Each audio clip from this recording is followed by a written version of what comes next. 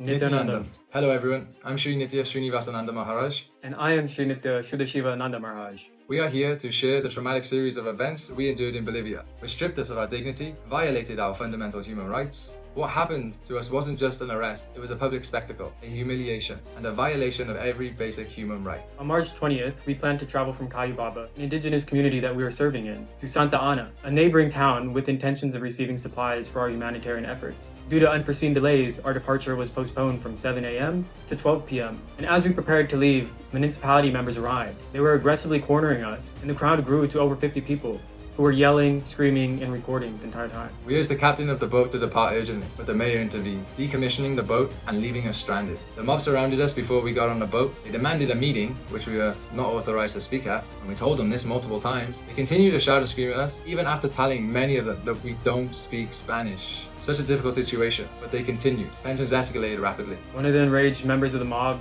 even violently grabbing me, nearly pulling me off the boat. I leaned back to break the grip and fell and punctured my foot on a nail. When I got up, I noticed my mala holding my Atmalingo was broken. I felt an overwhelming sense of fear and helplessness as the mob got louder and rushed towards us. People began to board the boat. One individual wielding a rifle was imposing his will onto us, pointing in our faces. Both Srinivasa and myself did not understand what he was saying. And once he realized this, he started shaking and pointing his fist in Samuel's face, the new volunteer who was with us. He was so overwhelmed from so many people yelling at him. The fear of losing his life overtook him. His body was shaking and he didn't even know how to respond. He lost the ability to communicate. They then offloaded our luggage with the help of the second boatman, who we considered a friend till then. We were completely shocked and extremely worried at this point. Now they got all our bags, and I'm thinking, how are we going to get out of here? They have all our belongings, including our passports. When I noticed they were taking our luggage off the boat, it did solidify one thing, and that's they're forcing us to stay. We had absolutely no choice to leave. We're being held against our will, and now they're stealing our luggage just to prevent us from going anywhere. It was a nightmare we couldn't wake up from. Then I left to go grab my backpack, which had all the passports in. They started shouting at me as I got off the boat, and once I got my bag, everyone started pushing me around, grabbing on me and pulling on my bag. I peacefully and slowly made my way back to the boat, not trying to have any violence. The moment I seen Srinivasa being pushed around, I couldn't believe how violent this mob was getting. They were telling us that there won't be any violence, yet they're pushing him around and trying to pull me off the boat.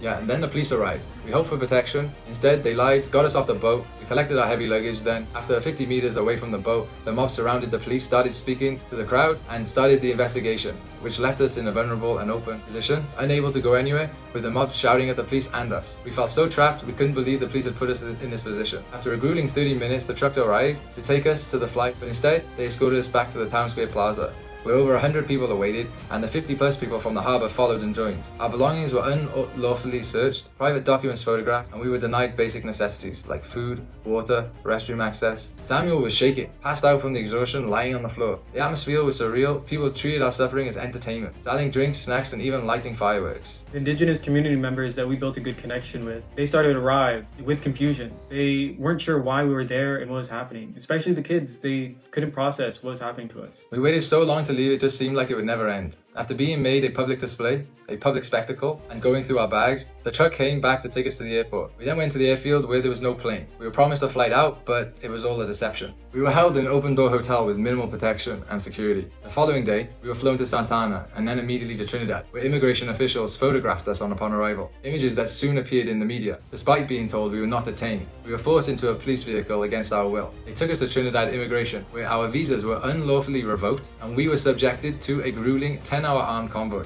through the night to Santa Cruz. When we arrived, we did not expect to see our fellow female monks there. We were shocked again and wondering, what is all of this? We just went through an extremely intense experience to get here, and it's still ongoing, and they're still treating us like criminals. We witnessed our fellow female monks, including a pregnant woman and a young girl, being manhandled, hearing screams asking for their lawyer. Immigration put us in a separate room, so we could not speak to them. It was so surreal. We were literally being treated as prisoners and being detained. After many times we asked if we were allowed to go, and they said no. So many times we asked to go, they refused. We weren't just detained, we were hunted. This was not justice, but a blatant display of cruelty under the guise of procedure. Our basic human rights were stripped away, and our dignity was trampled upon. Exactly. And then we finally were let go. We all went back to the house. For a few hours, we were digesting the whole experience. Having not slept all night, the female monks, traumatized, exhausted, coming back to the house that was messed up from when the police had raided it, We couldn't believe it. It was so shocking to just find out that the day before, while we were dealing with the mob, the police raided the female's house with over 20 armed men. They forced all of the female monks and devotees to leave, kidnapping them, holding them hostage until we arrived.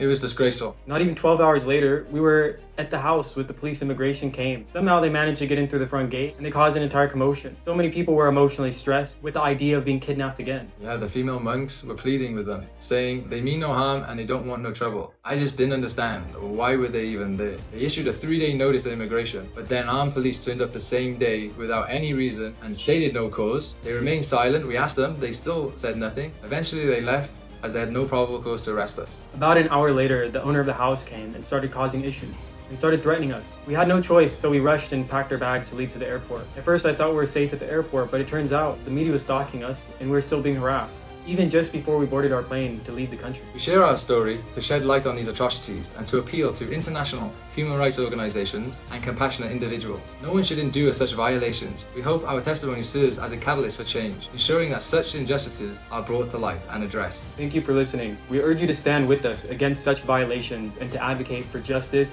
and human dignity worldwide. Nityanandam.